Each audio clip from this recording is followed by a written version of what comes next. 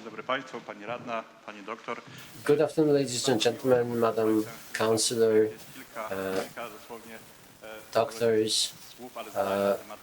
It is a great pleasure for me to appear before you, to speak to you, and I apologize. I have this tendency as a university teacher to talk loud, but rather around and not necessarily into the microphone. But a few technical matters related to the program that has been mentioned by the professor a moment ago. So let me just start by this on the side note that I am appearing here in a double role, because on the one hand I'm a member of this team that is preparing this proposed program of action to reduce the danger of EMF emission, and on the other hand I'm a member of a team which is now in progress of signing a contract with the municipality that will be a cooperation contract between the AGH University, its Department of IT, Telecom and Electronics, and the municipality. This will be to measure and visualize, that is, make the results of those measurements available to the society at large, to the Krakow residents at large. And so from this point of view I want to start talking about this, and I will start from a completely different level than the previous speakers. So my question was, what does a resident of Krakow, who does not really know much about the health, legal and other aspects of electromagnetic field and what is happening with regard to emission of such fields in Krakow, what could this resident find on the internet if they thought, oh, it's an interesting subject, I would like to get involved, I would like to review it. And if you go through the internet quickly, you might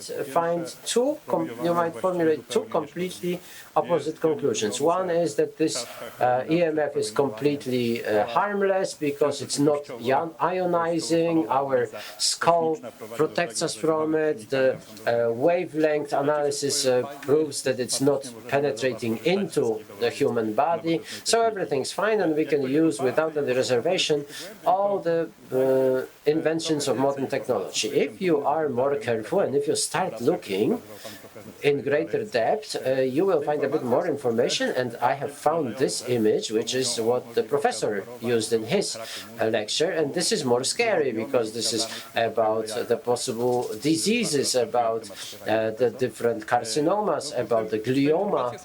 Also, I have found what the professor here has been presenting. So this information is completely contradictory. And so what do I, as a person who does not know the technical aspects and health aspects, what should I do? Should I just take my mobile phone and just chuck it out the window, or should I paint my walls with some special paint that will block electromagnetic radiation, or what? And it's difficult to answer this question. I will use the digression which is historical, but it has convinced me. So there were two advertising campaigns that once appeared on the media, not Polish ones, but American media. So that was a campaign for healthy cigarettes.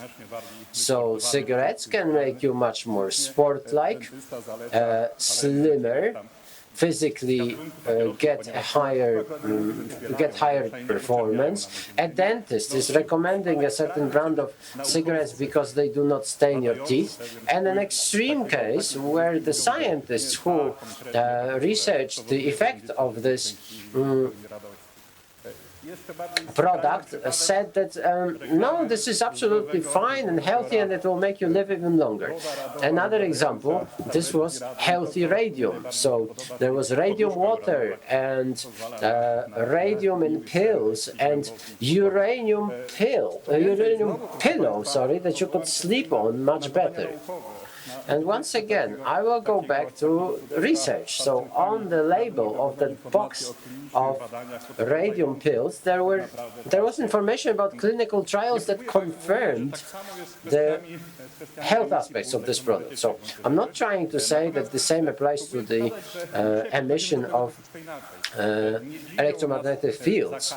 But today we approach this differently. We're not surprised by prohibitions. We're not surprised by messages on cigarettes cigarette boxes, that this is harmful. We even accept this campaign that shows this the scary health consequences in pictures on the boxes, and we don't see this in the case of electromagnetic fields, because in your manual for your mobile phone you might find fine print that this is a device that you should be using 2.5 centimeters away from your head.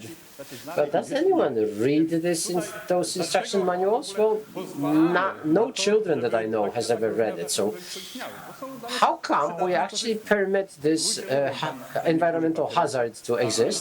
Because it's beneficial. Well, some people like to smoke cigarettes, at least some, and we know standards. So those standards tell us if we don't like this, we can avoid the health impact of those products. The same for radioactivity. We take X-rays of ourselves, but we hope that those emitters that the operators have are efficient, effective, and that they allow the standards that someone has set to be complied with. Let's transfer this to electromagnetic fields. And we already have heard about the EU policy and national policies about the directions and the principles that are followed when analyzing fields and how to prevent their effects. So what we can do is we can require, we can prevent, we can educate, we can control. So we can take preventive action so that those consequences do not occur in our environment. And here we reach what was the main purpose of my speech, which is in order for this to be possible, we have to have measurements. We need to make measurements, we need to do certain assessments, and we have to inform people who are interested in those results that what the results are. The professor here said that the exposure measurements were not correct. Well, that's it. So let's make sure that we have the correct exposure, and then people will be able to choose whether they want to go to the restaurant that is located right under a cell telephony base station, or do they want to go to another restaurant. And now something about the technical aspects. The problems with measurements are not that someone has treated the measurement of exposure, of emission lightly. No, this is because there are very serious technical aspects and that those measurements are not simple. This is the global graph of frequency allocations. So we're talking about microwave and radio wave spectrum that are assigned to the operators of various transmission media. Here is the list for Poland, which commercial operators were given which frequencies. This is available from the Electronic Communication Authority, and there are 66 such items, but this does not include the things that we use ourselves. So Wi-Fi, Bluetooth, those are open bands of the spectrum which we can use for transmission, and there will be more and more such systems, because the Internet of Things, this is some concerning news for you. The Internet of Things, which is spreading very, very fast around the world, it loves those open frequencies, because if you wanted to have a measurement system that will measure that will transmit the electricity meters of 100,000 residents of Krakow, well, those will be transmissions that will be used. They may not be there yet, but they will be there, and they will have an impact on our bodies which perceive those fields. As I have already said, measurements are very difficult. Very many factors in general that are purely technical, and this has been mentioned today. So the characteristics of the antennas, the directional nature of the emission, which is frequently the reason of serious health consequences, but it makes it very difficult to measure. Also, the purpose of those measurements, because the measurements that are most interesting for me as the potential receiver of the dose of radiation would be the measurement of the total intensity of field that I'm located in. That measurement is not very difficult, but the problem is if you wanted to find out who is guilty that this field exceeds a certain value, so who is responsible for this condition, now that gets much more difficult.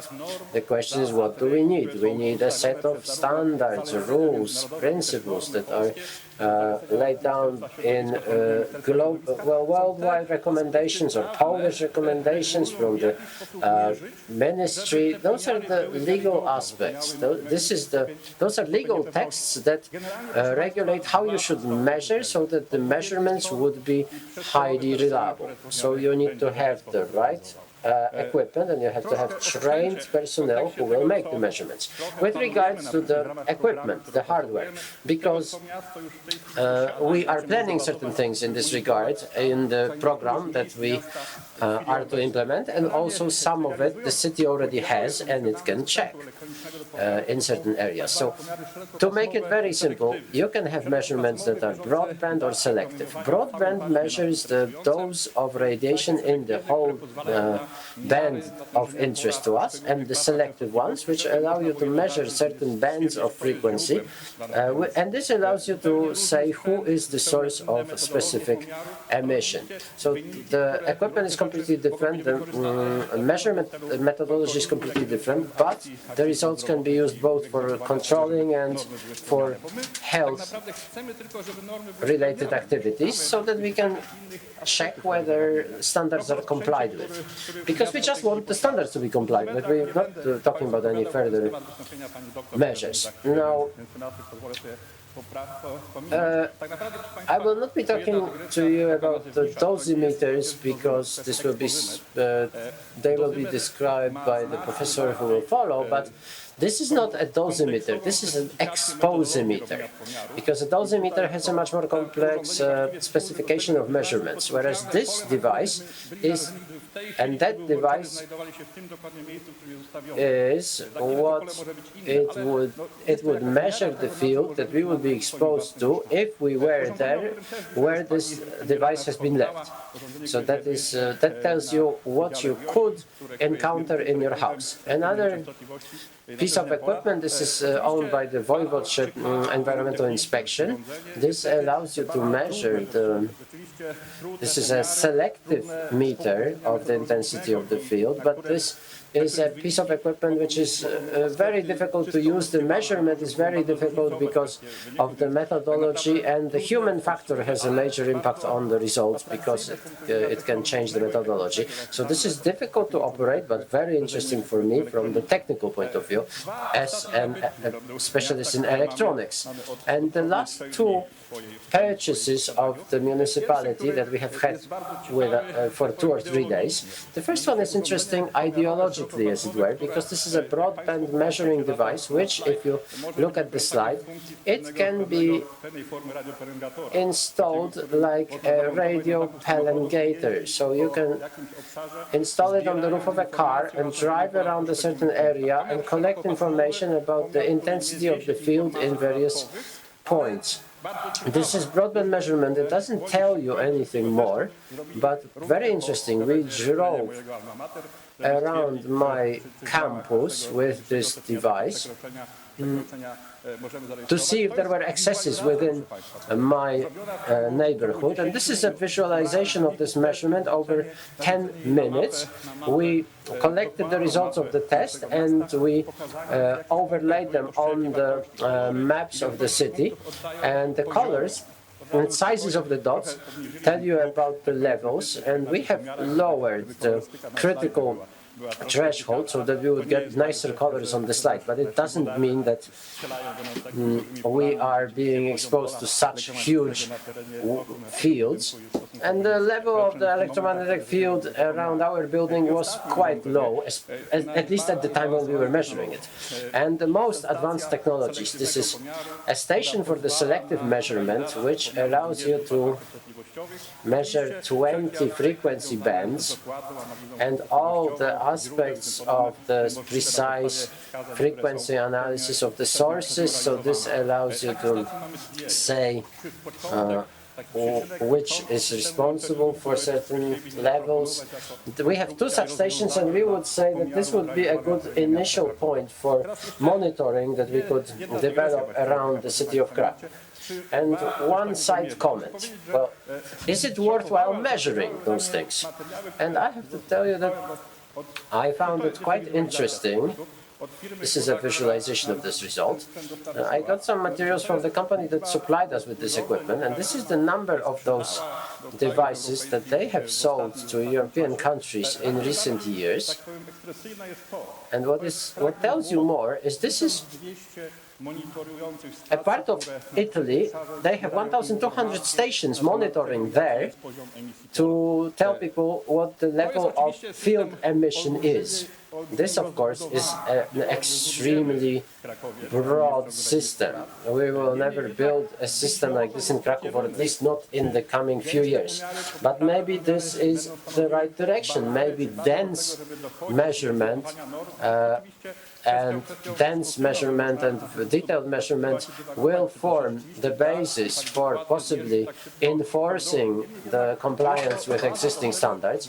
Well, we don't yet know whether it will be effective, but this would be the basis for us to be able to claim our own, so that the recommendations and the standards that were laid down when companies were receiving their frequency bands should be observed.